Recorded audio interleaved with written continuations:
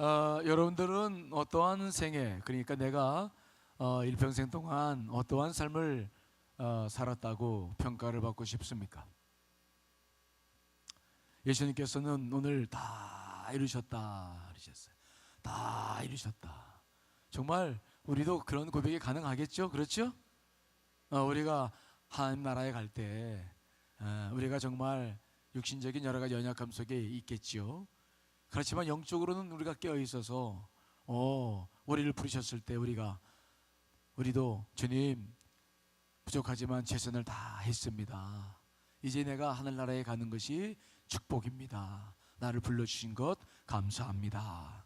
오늘 예수님께서 그 십자가의 고통과 고난 속에서 그 모든 걸 다 받으시면서 그리고 숨을 바로 거두기 전에 하신 말씀입니다. 내가 다 이루었다. 내가 다 이루었다. 정말 우리도 이러한 후회 없는 고백을 할 수 있게 되시기를 간절히 축원합니다. 그랬으면 좋겠어요. 정말 후회됨 없이 잘 살았다. 살아보니 긴 인생이 아니잖아요. 하지만 우리의 삶의 여정 속에서 얼마나 많은 일들을 분별해야 되고 고민해야 되고 선택해야 되고 우리가 그 속에서 얼마나 많은 것들을 정말 인생을 살아갑니까? 그 살이 떨리는 듯한 그 수많은 일들이 있었습니다. 그러나 그 현장 속에서 또 기도하며 분별하며 주의 뜻을 이루며 또 한숨 한번 푹 쉬고 아멘. 또 다가오는 문제들 앞에 또 분별하고 또 기도하고 또 선택하고 나아가서 그 일을 이루고 또 주님 은혜 가운데서 주님 하며 또 그렇게 내 인생을 살아서 이제 우리도 주님 곁에서 주님처럼 이렇게 고백할 때가 올 거예요. 다 이루었다. 주님 다 했습니다. 부족하지만 최선을 다했습니다. 그때 주님께서 얼마나 큰 영광을 받으실까. 여러분, 저와 여러분들 안에 이러한 고백이 있기를 간절히 축원합니다. 그 인생이 되어야 되겠죠. 근데 그 인생은 무엇을 향한 인생이었습니까? 예수님의 인생은 이 땅에 오셔서 하나님의 뜻으로 이 땅에 오셔서 사셨지만 이 땅에 오셔서 공생애를 사시면서도 계속 그분은 뭘 바라봅니까? 뭘 바라봐요? 자기 욕망이 아니었어요. 자기의 뜻이 아니었어요. 자기 먹고 살자고 그런 거 아니었어요. 그걸 넘어서서 정말 하나님의 뜻을 온전히 이루는 것이 그분의 소망이었어요. 그래서 그분은 요한복음 4장에 보니까 그런 말씀 하잖아요. 자, 요한복음 4장 34절 있습니다. 시작. 예수께서 이르시되 나의 양식은 나를 보내신 이의 뜻을 행하며 그의 일을 온전히 이루는 이것이니라. 이 말씀은 사마리아 지방을 이제 잠깐 들이셨을 때 그때 수가성에서 한 여인을 구원해 주셨죠. 그 야곱의 우물터에서 한 여인을 구원해 주시고 그리고 그 여인이 이고운 물동이를 버려두고 그 구원의 감격에 차가지고 막 자기를 왕따시켰던 동네를 향해서 막 복음을 증거하려고 나가는 모습을 주님께서 이렇게 쳐다보시면서 너무 감사한 거죠. 그때 이제 제자들이 동네에 들어갔다가 양식을 구해서 그리고 가지고 나와요. 그래서 주님 잡수십시오. 그리고 차려놓았는데 주님은 그 양식에는 별로 관심이 없어. 그리고 그냥 한 여인이 구원받은 역사 그걸 그냥 바라보시면서 자꾸 잡수려고 하니까 내게는 너희가 모를 양식이 있다. 응? 누가 또 갖다 주셨나? 그게 아니었어요. 주님께서 이르시되 나의 양식은 나를 보내신 이의 뜻을 행하며 그의 일을 온전히 이루는 이것이니라.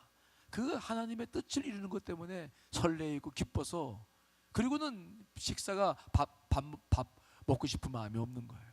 더 이상 먹고 싶은 마음이 없어. 그만큼 주님의 모든 삶 전체가 점수도 출발해서 마실 때까지 온전히 그분 안에는 하나님의 뜻이 양식인 하나님의 뜻을 이루고 싶어하고 그 뜻을 향해서 온전히 매진했던 그런 삶인 줄 분명히 믿습니다.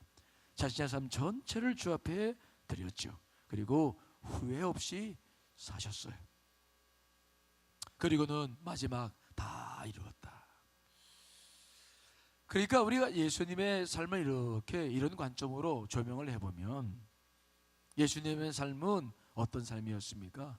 한마디로 하나님의 뜻을 향해서 늘 분별하며 때로는 하나님의 뜻이 아니면 뒤로 후퇴했다가 또 하나님의 뜻일 때는 또 부딪혔다가 또 밀고 나갔다가 후퇴했다가 또 밀고 나가고 계속해서 하나님의 뜻을 향해서 분별하는 삶을 살았던, 그래서 그분의 삶은 하나님의 뜻을 향해 수도 없이 자기의 삶을 계속 내어드리고 늘 분별하는 삶을 살았다. 우리는 그렇게 그분의 삶을 이제 전체를 평가할 수 있을 거예요.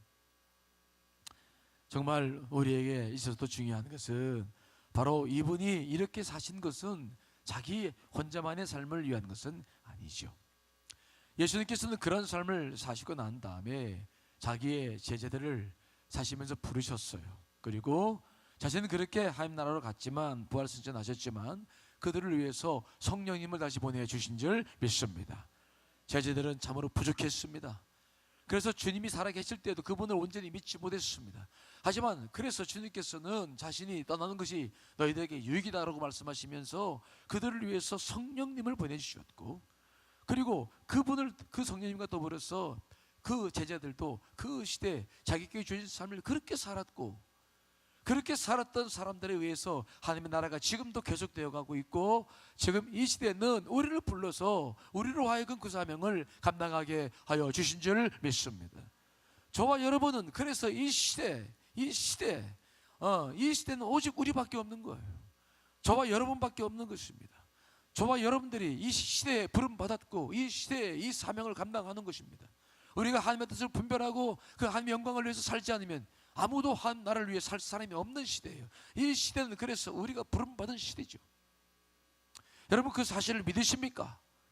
이거 믿으셔야 돼요. 분명한 자기 인식이 없이는 하나님의 뜻을 향해 나아갈 수 없습니다. 예수 그리스도는 이 땅에 오셔서 세례 받으시면서부터 하늘로부터 비둘기같이 성령이 임하셨고, 그리고 자신이 누구인지를 잊지 않으셨어요. 우리도 이 땅에 살아가면서 그렇게 주님을 향해서 순수한 삶을 살아가려면 내가 누군가, 여기에 대한 분명한 정체성이 없이는 안 됩니다. 저와 여러분은 이 시대에 오직 하나님의 영광을 위해서 쓰임받고자 부름받은 주의 종들임을 잊지 않으시길 간절히 축원합니다. 그게 저와 여러분입니다. 우리가 걸어가야 될 길이죠. 자, 요한복음 6장 44절 말씀을 읽어보겠습니다. 시작. 나를 보내신 아버지께서 이끌지 아니하시면 아무도 내게 올 수 없으니 오는 그를 내가 마지막 날에 다시 살리리라. 아무도 우리가 주님께서 나를 이끌지 않으셨으면 아무도 이렇게 예배할 수 없습니다. 지금 이 세상에 수많은 사람들은 자기 좋을 대로 다 흩어져서 지금 시간들을 보내고 있는 이때에, 여러분 우리가 이 시간, 이 거룩한 시간을 주 앞에 드리며 예배하고 기도하는 것이 이게 보통 일입니까? 우리가 누구에게 이런 일을 감당합니까? 바로 하나님께서 여러분을 부르시기 때문에, 하나님의 사람이기 때문에 우리는 세상에 마음 쏟지 않고 주 앞에 나와 예배하며 기도하는 사람이 되고 있는지 분명히 믿습니다. 그분이 나를 부르셨다는 증거가 지금 확실히 있는 것입니다. 자, 요한복음 15장 16절 말씀 읽습니다. 시작. 너희가 나를 택한 것이 아니요 내가 너희를 택하여 세웠다는 것이죠. 우리는 내가 좋아서 이 자리에 있는 것이 아닙니다. 하나님께서 여러분을 부르셔서 이 자리에 있는 줄 분명히 믿습니다. 그게 우리가 부름받은 사명이죠. 그래서 지금도 우리는 세상의 그 어떤 것보다도 사람들과 있거나 TV에 있거나 영화관 가는 것보다 이 자리가 좋은 거죠. 그분이 나를 부르셔서 선택해 주셨기 때문에, 이 시대에 하나님의 뜻을 분별하고 살라고 나를 부르셨기 때문에 우리가 이 숭고한 사명 앞에 이렇게 있는 것입니다. 자, 그런데 예수님께서 제자들을 이게 부르시는 것을 가만히 보면 예수님은 사람들을 이렇게 무더기로, 이렇게 무리로, 단체로 부르지 않습니다. 그 우주 만물을 지으신 그분께서 제자들을 선택한 것이 보시면은 하나하나 이름을 불러요. 시몬아, 또 안드레, 나다나엘, 빌리바, 야고바, 요하나. 무리로 너희들이 이렇게 나한테 와라 이렇게 부른 게 아니라, 복음서를 가만히 보면은 그분은 한 사람 한 사람 이름을 부르시는 거죠. 요한복음 1장에 나가보면 예수님께서 나다나엘을 부르시던 장면이 나와요. 나다나엘은 빌립으로부터 예수님을 소개받았습니다.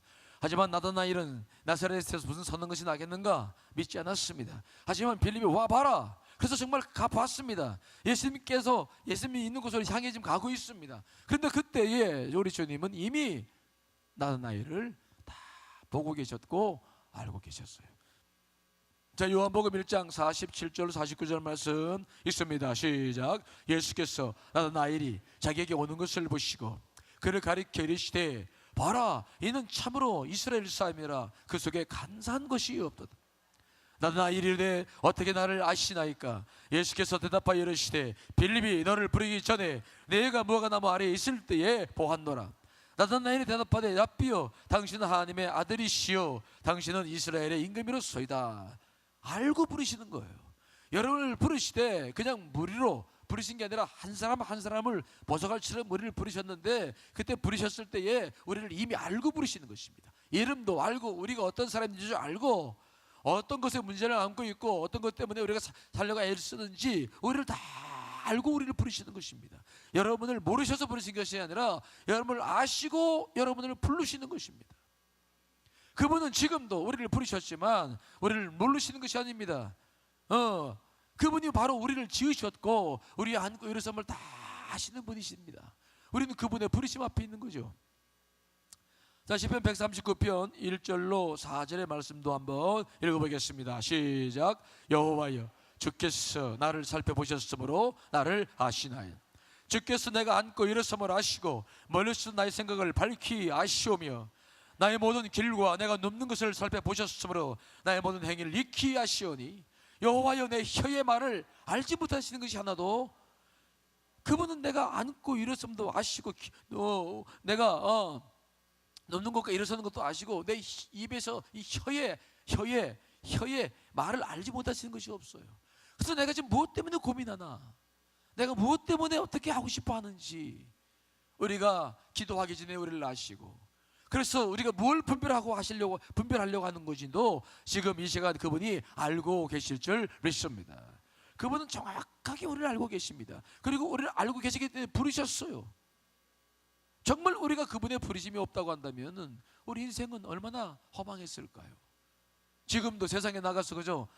헛된 욕망이나 추구하고, 그리고 세상 사람들과 더불어서 사람들 욕이나 하고, 그저 세상 사람들처럼 그저 흘러가는 그런 강물처럼 그렇게 인생을 살다가 말겠죠. 하지만 우리는 정확하게 우리를 창조하신 그분께서 우리의 이름을 부르시고 우리를 부르셨고, 우리가 지금 무엇을 고민하고 있는지 어떤 생각을 하고 있는지조차 알고 계신 거룩한 정말 소중한 사람들이 누구냐? 바로 여러분과 저인 줄 믿습니다. 정말 소중한 사람들이죠. 그 사실 잊어서는 안 됩니다. 이 시대에 하나님의 이 뜻을 이루고 그 일을 감당해야 될 사람들이기 때문에 소중한 사람들이죠. 그래서 저는 늘 이런 사실을 묵상할 때마다 여러분 잘 알고 있는 김춘수 시인의 꽃이란 시를 제가 참 좋아하는데, 참 그런 생각을 갖습니다. 한번 제가 읽어드릴까요? 감준 음악 주는 거야.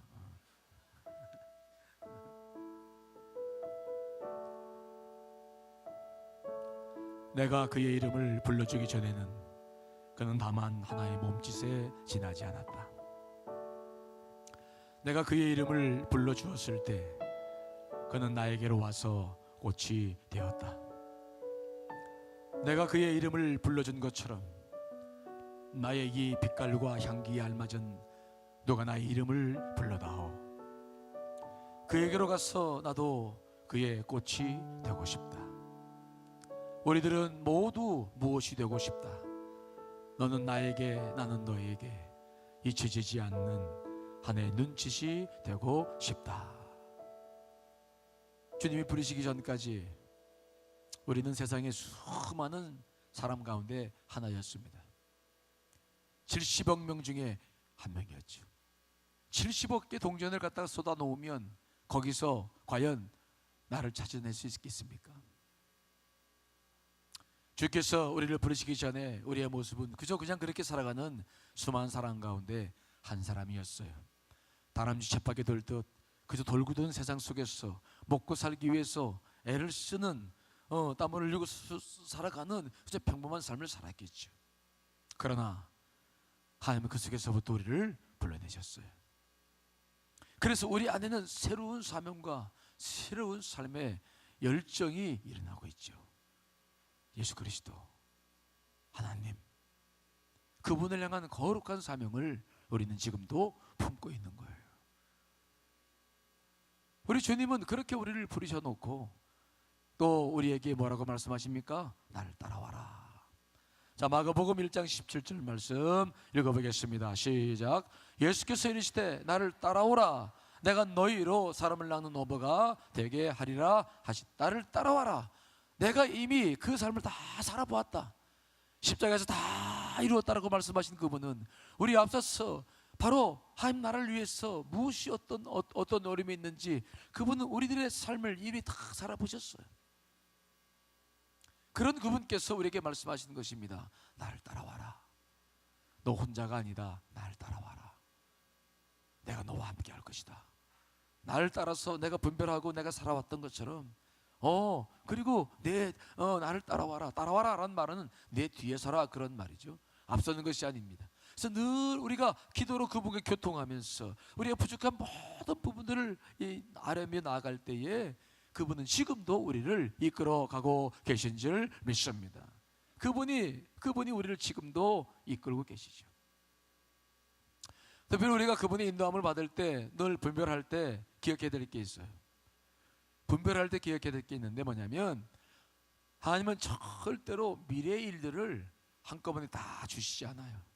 제가 그래서 여러 번 여러분께 말씀드렸죠. 하나님은 지도를 절대 주지 않는다. 따라합시다. 하나님은 지도를 절대 주지 않는다. 지도를 절대 주지 않아요. 우리는 지도를 받으면 그냥 내가 알아서 내비게이션 탁탁 쳐서 그냥 하나님 필요 없어요. 그냥 내가 그냥 찾아가서 나 혼자 살려고 그래요. 하나님은 절대로 그래서 그렇게 하지 않습니다. 아브라함을 부르셨을 때도 아브라함에게 갈대 우르에서부터 그를 부르셨을 때에도 가나안 땅까지 가는 지도를 주지 않으셨습니다. 아브라함은 날마다 기도하며 그분과 함께 동행해서 가나안 땅에 이르게 된 줄 믿습니다. 지금도 우리가 바로 그분의 인도하심을 받아서 그분과 함께 나아가는데 우리가 답답한 것은 미래를 좀 알고 싶어. 좀 무엇인가 좀 확 보여주면 그렇게 살겠다고 기도하는데 여러분 그렇게 응답하지 않았어요. 그러나 하나님께서 늘 우리를 인도하시는 방법은 뭐냐면 조금씩 한 걸음 한 걸음 그분이 나와 동행하시길 원하시는 거예요. 그분은 나를 원하시고 또 나를 사랑하시지 내가 하려고 하는 일에 관심 갖지 않습니다. 물론 관심 갖지만 그보다 훨씬 더 나를 사랑하십니다. 여러분을 사랑하십니다. 그래서 늘 여러분과 동행하길 원하신다는 것을 잊지 않으시기를 간절히 축원합니다. 주님은 나를 원하시는 거예요. 나아가 그분의 뜻과 함께 있어서 그분과 함께 동행하시는 것을 기뻐하시는 것이지 그분 없이 그저 일만 잘하는 것을 좋아하는 것은 절대 아니죠. 그래서 우리는 그분의 사랑을 안고 그분의 뜻을 품고 하루하루 기도하면서 또 그분께서 주신 하나님의 뜻을 분별해 가면서 하루하루 걸어갈 때 보면 어느덧 와 있어요. 이게 하나님의 뜻을 분별하는 가장 기초적인 방법이죠. 옛날에 빌리 그레이엄 목사님께서 복음을 증거하실 때에 그분은 시각장애 성악가 킴 윅스라고 하는 우리 한국분을 늘 모시고 다녔죠. 킴 윅스는 6.25 전쟁 때에 두 눈을 잃고 고아원에서 자라던 중에 미국인 가정에 이방이 된 여성이었습니다. 훌륭한 성악가로 성장해서 빌리 그레이엄 목사님의 선교팀에 합류했고 늘 은혜를 끼치며 영광을 돌렸던 킴 윅스. 그는 다음과 같은 감동적인 말로 주님의 뒤를 따라가는 삶이 무엇인지를 우리들에게 이야기를 해주고 있죠. 그는 그의 책에서 이렇게 쓰고 있습니다. 나를 도와주려고 내 손을 잡고 인도해 주는 분은 나에게 100m 전방에 무엇이 있다고 일러주지 않습니다. 그분은 그저 내 발 앞에 계단이 있다고만 알려줍니다. 그러면 나는 계단에 오르기 위하여 발을 높이 들기만 하면 됩니다. 믿을 만한 안내자에게 나를 맡기고 한 걸음 한 걸음 따라가다 보면 내가 가야 할 목적지에 나는 이미 도착해 있습니다. 우리는 10년이나 20년 후의 일을 알지 못합니다. 알 필요도 없습니다. 그저 진실하신 예수님께 우리의 발걸음을 맡기고 한 걸음 한 걸음 따라가다 보면 우리를 위해 준비해 주신 영원한 하늘의 나라에 무사히 도착하게 될 것입니다. 그런 이야기를 했죠. 지금 이 순간이 주님과 함께 있는 게 중요해요. 우리가 많은 일을 분별한다고 하면서 멀리 있는 것을 바라보면서 지금 내가 주님 앞에 없다고 하는 것은 아무 의미가 없어요. 정말 중요한 것은 내가 지금 순간순간 그분 안에 있어야 될 줄 믿습니다. 그분과 기도하고 그분과 교통하고 그분의 뜻을 품고 그분과 함께 하루하루 살아가는 것이 하나님의 뜻을 분별하려고 하는 사람들에게 있어서는 가장 기본적인 일이에요. 우리는 이 세상이 얼마나 불안하고 어두운 것인가를 잘 압니다.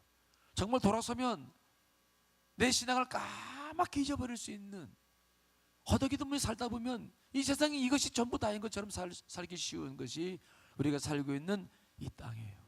그래서 우리가 눈만 돌이키면 맹인이 되어버립니다. 보이지 않아요. 그래서 마음을 조금만 주님 곁에서 떠나서 그냥 하루 정도도 기도하지 않고, 한번 실습해 보세요. 그냥 하루 정도도 기도하지 않고 그냥 이게 세상 TV 속에서, 영화 속에서 살다 보면 이게 전부 세상인 것처럼 하나님은 그냥 잊어버려. 여러분 그런 걸 경험합니까? 경험하지 않습니까?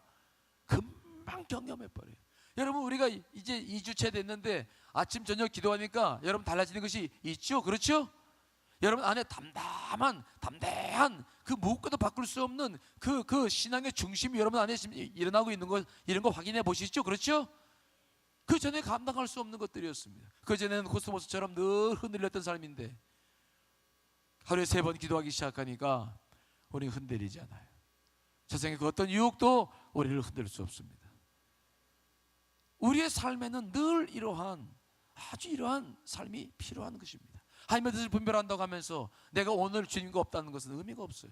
그래서 하나님은 늘 하루 내가 주 안에서 그분과 함께 그분의 뜻을 향해 나아가기를 원하고 계신 것입니다. 여러분 우리는 작은 사람들이 아닙니다. 우리는 이 시대를 위해서 정말 수많은 사람 가운데서 보석알처럼 뽑고 뽑아서 지금 이 순간 주님 앞에 서 있는 거룩한 주의 백성인 줄 믿습니다. 그러므로 우리가 생각하는 것, 우리가 바라보는 것, 우리가 분별하려고 하는 것은 하나님 앞에 굉장히 소중한 것들입니다. 오늘도 우리가 기도하면서 그분 안에서 그분의 뜻을 바라보며 우리가 또 내일 준비하고 나아갈 텐데, 여러분들의 그 기도 속에서 우리 주님의 뜻은 잘하고 있고 그 주님의 뜻은 지금 커가고 있고 주님의 뜻은 여러분 안에서 이루어져 가고 있음을 분명히 믿습니다. 오늘도 여러분 그분 앞에 기도하며 또 나아가시기를 간절히 축원합니다. 다 같이 찬송같이 부르시고 기도하겠습니다.